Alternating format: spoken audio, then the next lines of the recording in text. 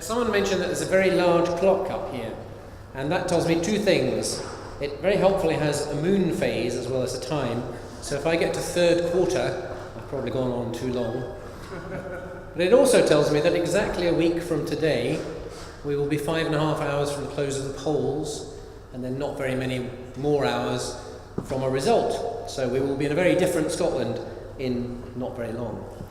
And this session is about how do we move forward from here. So I wanted to do a bit of thinking about what are the opportunities of the yes and the no result, assuming it isn't an absolute dead tie, which would be a bit embarrassing for all those world's media watching us.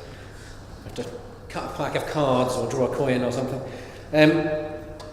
So we've heard lots of challenges today, lots of really good challenges, lots of really good ideas, some of them conflicting with each other, many of them challenges for what's going on in the conventional world, some of them challenges for us, like do we want to get into a territory where we're talking to people about their traditionally measured standard of living declining, because we need to do that in the UK and in Scotland to have equity around the world. So that's a difficult challenge for us to think about. Do we want to start talking about that?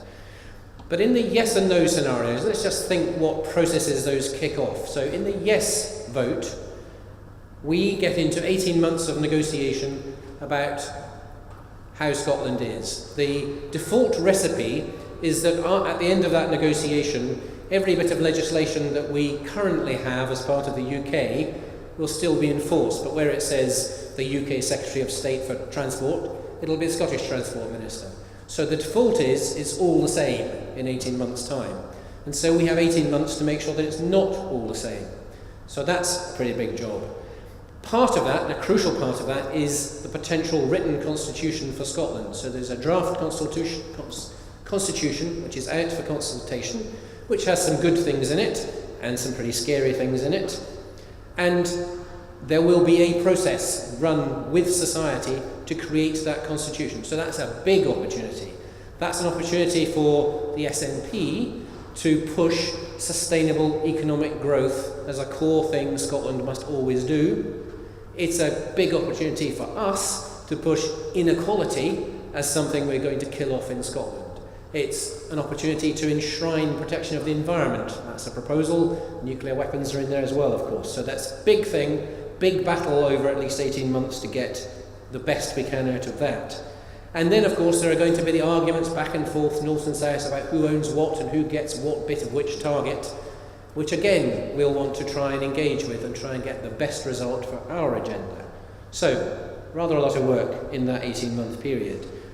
The other result is perhaps, because we don't get everything, it's more difficult to see exactly how much influence we can have, and the levers are more distant because it's about the general election manifestos, it's about the further devolution of powers, which we now have some kind of timetable for. So there are things to aim for. They're a bit harder for us to influence just from Scotland, but then of course we have friends down south, so it's still a lot of work over a long period. And something in either case, which we'll want to no doubt talk more about than we have during this campaign over the last 2 years, is oil. Because here we are in a nation with the world's best climate legislation, but for every tonne of fossil fuel that we use, we export another 6. And we had some kind of sensible discussion about this in the independence debate 6 months ago, but now it's all about oil, how much is there and how much is it worth. And I've been watching Alex Salmond and what he says about oil and the North Sea for about a decade, and he used to say, there's 40 more years oil in the North Sea, isn't that great? And then he said, there's 50 more years in this. And last night on television he said, there's 100 years more! So that's a bit of a problem if you're interested in climate change, so we need to knock that on the head. I think the Green Party are going to say something about that tomorrow, hopefully, so have a look out for that. But that's a big battleground, especially if we're writing a written constitution, but also if we're talking about devolution of powers, devolution of energy powers. Let's have a big fight about that. Great. There is, of course, though, the question of, are we just tinkering? We've had that challenge today. Is this such a big challenge, changing the economy, transforming the economy, that we can't do it by tinkering, and we need to have a revolution rather than incremental change? And this is exactly the same debate we're having about the Paris Climate Change Conference at the end of next year. So in this period where Scotland is going through change, in either case in the referendum result, we're still going through a very big change. We also have this tremendously important happening in Paris at the end of next year, where the world is supposed to agree new climate change targets. And again, do we go and we lobby as usual? Do we go to it's called the 21st Conference of the Parties, but because one of them was so awful, they had to have a second one, a second go at it 6 months later. Actually, it's the 22nd time the nations of the world will have come together and not really agreed enough about climate change. So do we go and just lobby and stand outside and build giant dinosaurs and make a model of the Eiffel Tower and let Greenpeace hang off it? Or do we have a different plan? Is business going to save us? Is grassroots renewables going to save us? So we have to have both of those strategies in play. And I think that's the same for this work, that we need a vision. And Anatole summarised at the end of the first session that we'd heard lots of different bits of vision, but we didn't have a comprehensive vision we could all rally round. And Tim helpfully said that neoliberalism was like that too some years ago. So that, the evil corporate vision is something that developed. It's now pretty firm and they sing from one hymn sheet, but that took some time and we need to do that work. So that's one of the things we need to do. In this grouping that's brought this together, we need to work together to have a clearer view of what our vision is. And some of the things which have been mentioned from the speakers in this session, but have come out through the day, which must feed into that, some of the obvious things are about decentralisation and local business. That's a clear theme for the day. Ownership, so public and community ownership, and what's the role of private ownership. But also, of course, a central plank, inequality, how do we tackle that? And quality, that's come up a couple of times. Jamie mentioned quality in terms of jobs, someone else mentioned earlier as well. We can create lots of jobs, but if they're awful jobs, that's not a great thing. So quality, we need to think about as well as quantity.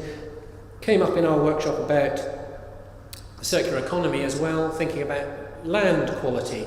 You can say this t-shirt has used this much land in its production, but if that land had been some village's food fields, that's a bit of a huge problem. If that was a pretty degraded, already destroyed forest area that you're now putting into some use, then maybe that's okay. So quality is an important thing we need to build into our thinking and our vision.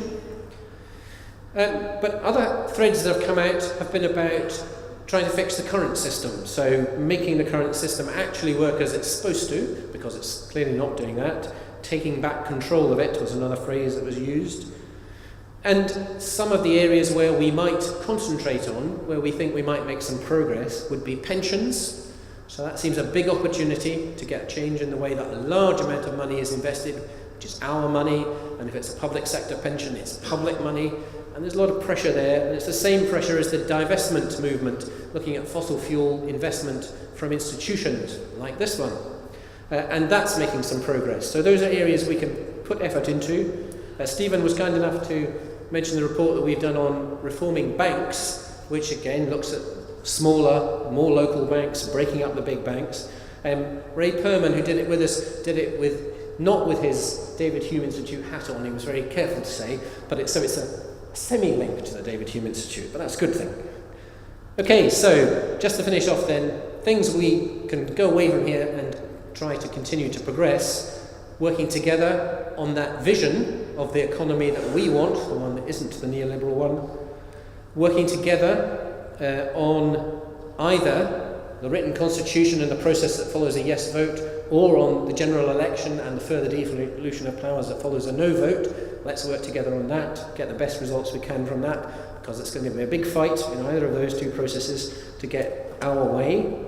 And let's again try to work together on those things where we can probably make some progress, whatever's happening in the big politics of Scotland, on pensions, on divestment, and on what we do with our banks and what they're for.